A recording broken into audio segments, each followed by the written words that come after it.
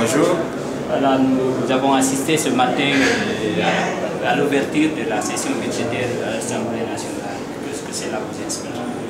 Bon, au plan juridique d'abord, il faut se satisfaire de l'installation de cette Assemblée, que la session se tienne effectivement, parce qu'on était dans une précarité institutionnelle, mais heureusement, comme il y a une Assemblée, tant mieux.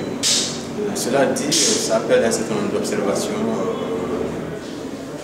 parce que l'Assemblée nationale est coutumière d'un certain nombre de faits. Le fait de ne pas respecter, disons, les délais qui sont constitutionnels.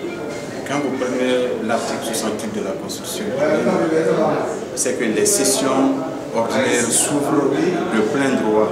Autrement dit, les dates sont indiquées déjà à l'avance à l'article 68 de la Constitution que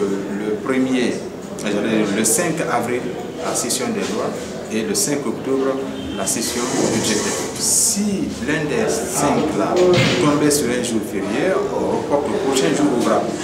Et voyez-vous que jusque-là, la 8e législature là n'est pas de nature à respecter justement ces délais-là. Ça, c'est un premier niveau.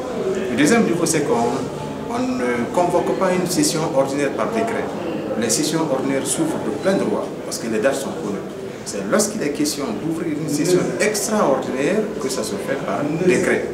Et une session extraordinaire ne s'ouvre qu'un mois après la clôture de la dernière session et à la demande soit du président de la République ou de la majorité des députés. Et une session extraordinaire ne doit pas dépasser 15 jours.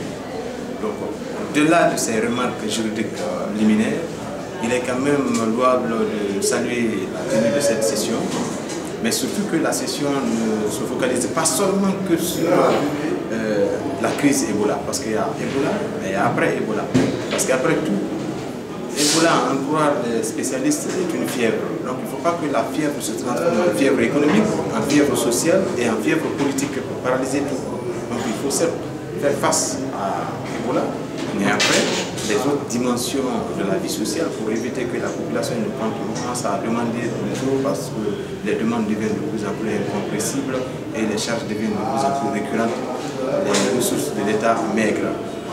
Mais il faut inviter également l'Assemblée nationale, pour une fois, à voter, à apprendre à voter, parce que ça fait pratiquement plus de 14 ans que l'Assemblée nationale a Guinée n'a pas voté une loi de règlement.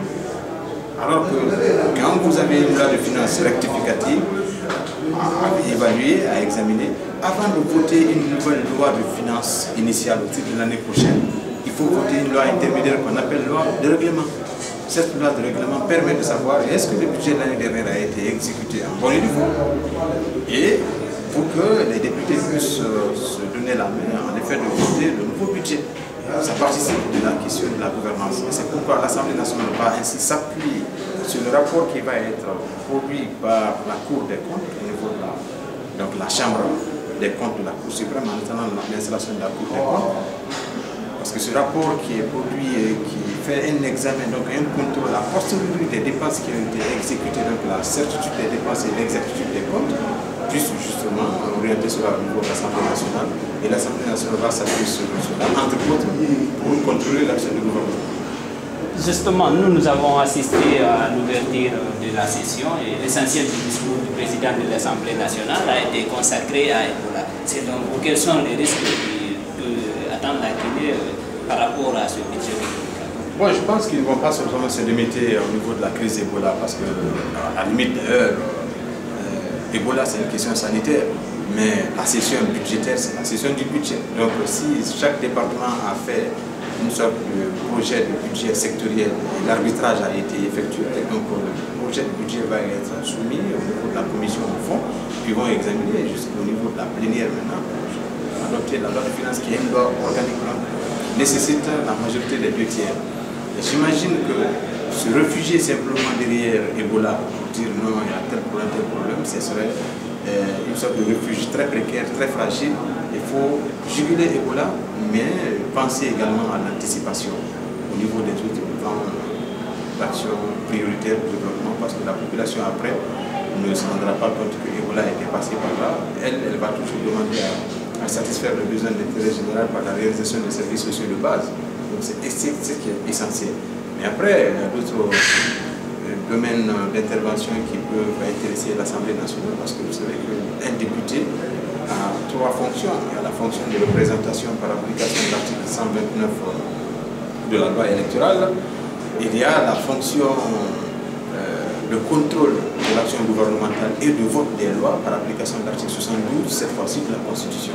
Je pense que c'est tout ce qu'il faut intégrer, et puis que le clivage qui a eu lieu entre les acteurs au niveau des députés au niveau de l'Assemblée nationale, au point qu'ils ne soient pas parvenus à s'entendre sur ce qu'on appelle le règlement intérieur, qui est leur texte de base, leur loi fondamentale à l'Assemblée nationale, ça en dit long par rapport à une crainte de mésentente entre les députés. Mais toujours est-il qu'un budget ne peut pas être bloqué, parce que si au 31 décembre le budget n'est pas voté, en ce moment le président de la République peut intervenir par ordonnance, même si dans le milieu financier à travers le monde ça va susciter assez d'interrogations par rapport à la discipline budgétaire et les engagements qu'on a eu avec les partenaires techniques et financiers comme le programme auquel la Guinée est justement soumise.